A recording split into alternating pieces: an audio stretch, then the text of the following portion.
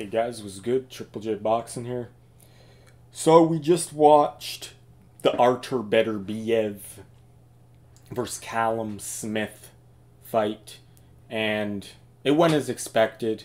Now sometimes I get Callum and Liam Smith mixed up, the brothers, but it didn't matter what brother it was. I think Callum's the better one, right? I could be wrong, but it didn't matter what brother it was, what Smith it was. It pretty much went as planned. I thought that Beterbiev was going to stop him.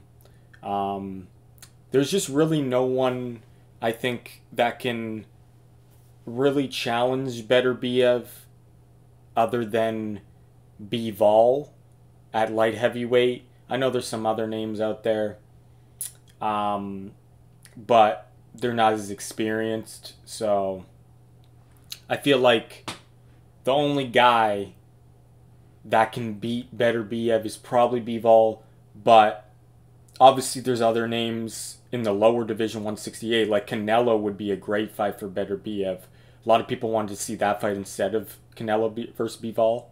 I always believe, like, I'm a Bivol believer. I think he is the guy to beat. I think he is the #1 light heavyweight. So I didn't mind Canelo fighting him instead of Beterbiev, but stylistically, that fight would be such a good fight. Toe-to-toe, like Beterbiev versus Canelo, it would be an action-packed, explosive fight. Both guys are just extremely strong, right?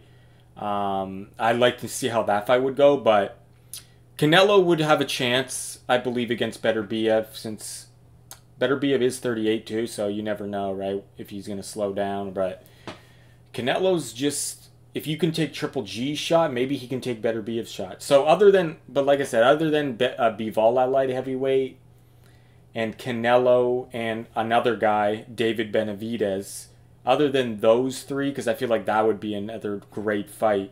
I feel like David Benavidez could beat Beterbiev. That would be a very interesting fight. Another action-packed fight. To be honest, those two fights are better than the Bivol versus Beterbiev fight, but the best versus the best is probably, like, Bivol is better than those guys in my opinion, but stylistically, the matchup, I feel like Canelo and David Benavidez versus Beterbiev would be better. But I'm saying, like, better a lot. Beterbiev better, you know. Now I'm thinking of Jake Paul's promotion betting better company too, but whatever. Anyway, back to the fight. He just broke him down, guys. Beterbiev is just, he is a beast. He lives up to the Russian boxing prestige. He's just raw power, raw strength. Just look at his body, guys. He just looks like he's just raw power. That's how I describe him.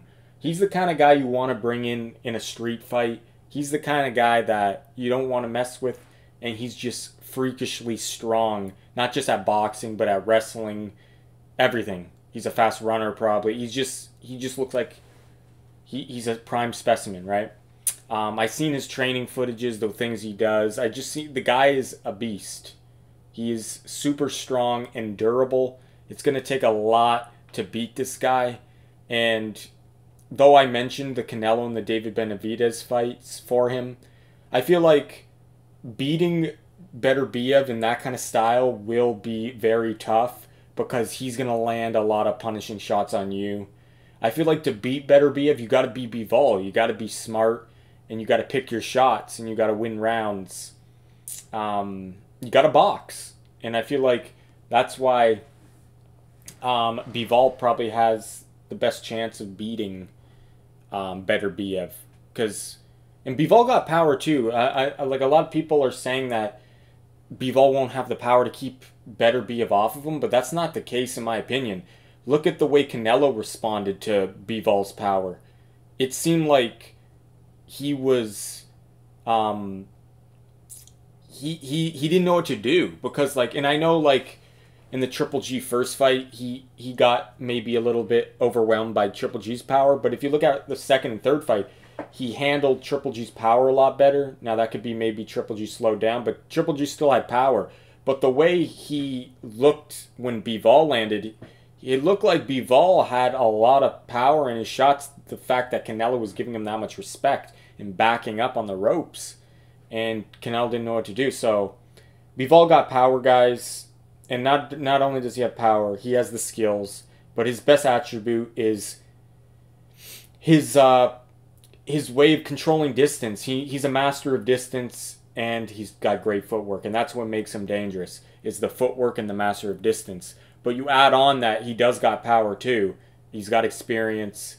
He's a great boxer.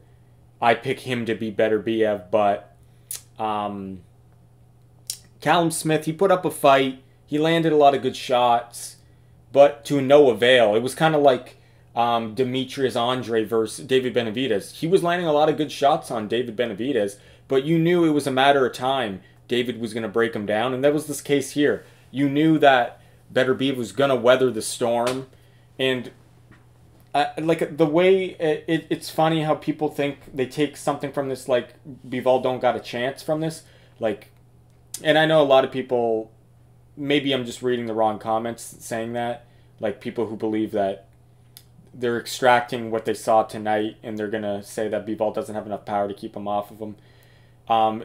Bivol does not fight anything like Callum Smith. He's not going to stay in front of Beterbiev like that. Like, if you stay in front of Beterbiev like that, you got to be just as strong as him or stronger. And I knew Callum Smith wasn't stronger than Beterbiev, so it was a matter of time before he got broken down. He landed his shots, but it was a matter of time before he got knocked out, and that's what happened. But I believe someone like Canelo or David Benavidez can fight like the way Callum did and have a lot more success, because those guys are they're more durable and they're stronger guys, mentally and physically.